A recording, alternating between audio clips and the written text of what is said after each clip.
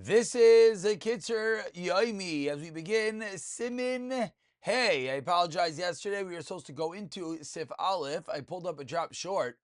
But we begin Sif Aleph that says the Kitzur quoting a pasuk in Devarim. Says the Torah, you should cover your tzaya, your excrement. Why? Because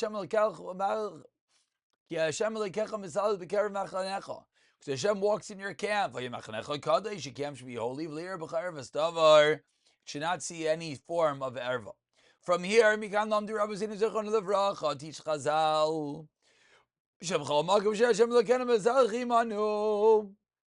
Any place that Hashem our God walks in our midst, when we're engaged in Dvarim Shabik Dusha Kigain, Kriyishma, Tfila, Torah, Uchadayme, Kriyishma, Tfila, Torah, any of the like, Sarach Liyos HaMachanecha Kadosh. At that point, can't best be holy. That watch, Shalite Eitam Megula Sham, Shalir Dvar Erva, Keneged Punish Adam Akarim Misval. So when one is davening, when one is saying Shema, he has to be careful about two things. And this is really the Akdama to this Simin, which is that during davening and during Davar Shabbat during Shema, one has to be cognizant that number one, there is nothing disgusting around him. There's no tzaya and the like. And number two, there is no erva around him. Says the Kitzur, so what do we do with the fact that there might be, or what should one do if there is tzaya or erva in his midst? Says the Kitzur,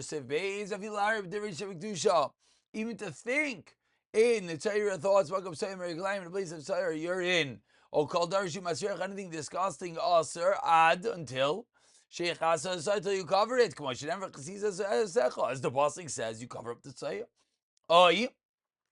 That's what they call it, the Tzayah. When it comes to urine, Yatel B'Tzriyatel Meir Aglaim Shalpam Echad Revi'is Mayim, you could dilute and thereby make it have not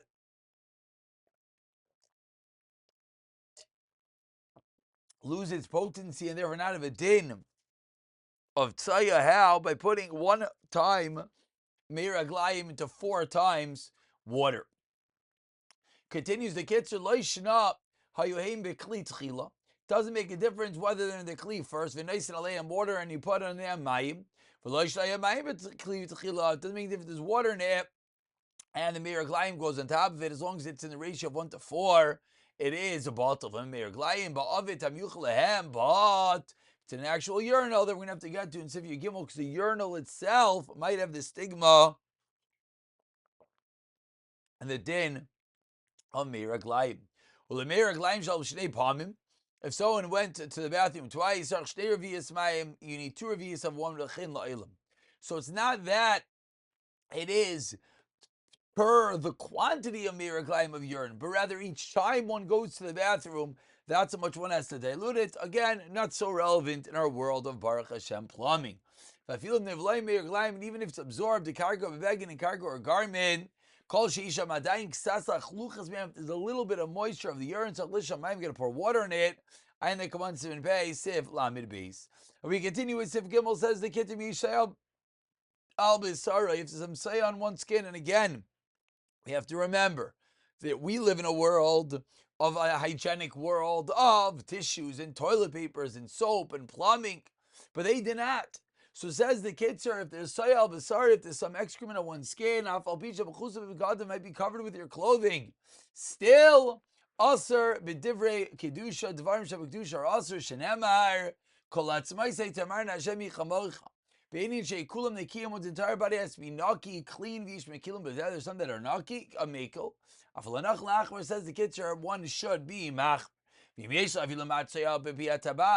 inside at the makim erva where the saya comes from, the little bit of saya, then of course, even though it's covered, still cool mahani. Why? In its place, it's considered very mizuham, very vile, very disgusting. Therefore, one has to be careful to wipe well. Continues the Kitzur, Mishish Acholi B'Tchurim, if someone is hemorrhoids, and Magen Avram, Sheikh Jewish Radvaz, Yichel Gimel, Softim Magen Avram, Shekazav, Inloy Tekana, who taught suffers Achlios, Ve'inot Sarach Tekana, Ayin Ad Ephraim, and we'll leave it at that. Continues the Kitzur with Sif Dalit Zarli Zar. One is be careful of Chamol Makim. Sheish this topic. Anytime that one is a Safik Shem Yish Some Sayamir Glam, then maybe there is Sayamir Glam there. Layer Shum Davar Shem Kedushah. Now let's say any Davar Shem Kedushah. Ad Sheyevdek is a Makim. So one can say, there's probably nothing there. If you're in a place in your backyard that one suspects, wait, maybe this is an area that someone might have used the bathroom, then one has to check before saying Dvarim Shebek Dusha. In this Baba Bayis, in Baliyish, welcome to Tunav, you should not daven on the lower level, even if in the upper level there is some level of filth. And on the notes on the bottom over here, the Shartzian says that this is a chumrah that most are not machmir on. We continue with Sev 18 Shacherim Biyamav. When a child reaches the age, when other children of the age can eat exayis of grain, a little baby, but when the baby transitions onto some level of solids, baby oatmeals and the like of the grains, I feel like it's actually though it's going to be cooked, and then the amount of time that a gadol ki to have a loaf of bread, then that is at the point because of Yaakov Emdin. Ben Svizachon of the Vracha Ben Shot, the Hainuk Shenasa Ben Shot, a child of 1 year old. Marchikim Mitzvah Meriglayim. So the child Tzayim Meriglayim are only a problem at what point?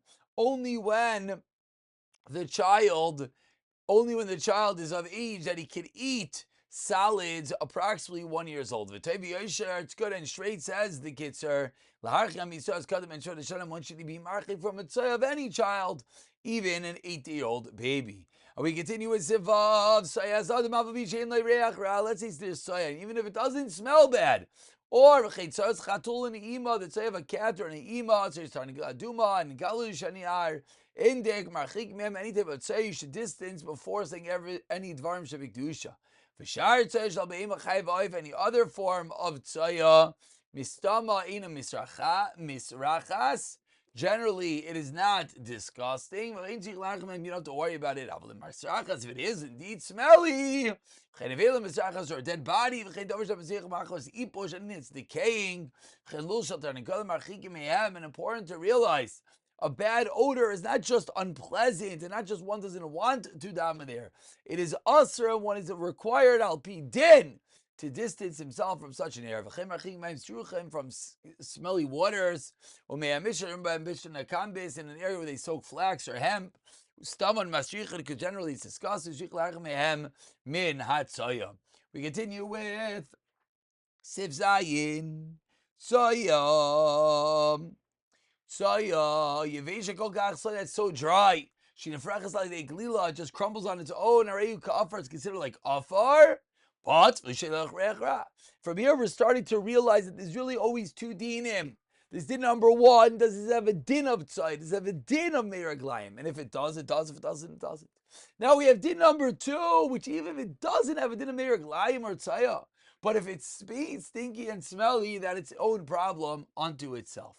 Aval, says the Kitzur, if it's freezing, there's no smell because it's freezing cold, then of course when it gets hot, the stink could smell again.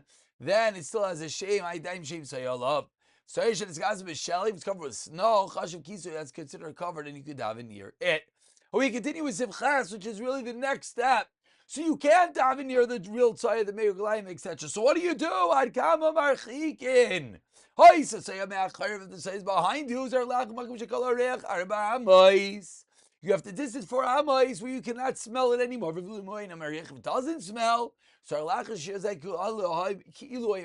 area that it would have smelled. So again, the same two dinim, you have to distance yourself, and the distance is from where you would or where you practically do smell the item. If it's not smelly, then if you distance 4 amos. But if it's in front of you, then you have to keep on going till your mamish can't see it anymore. If it's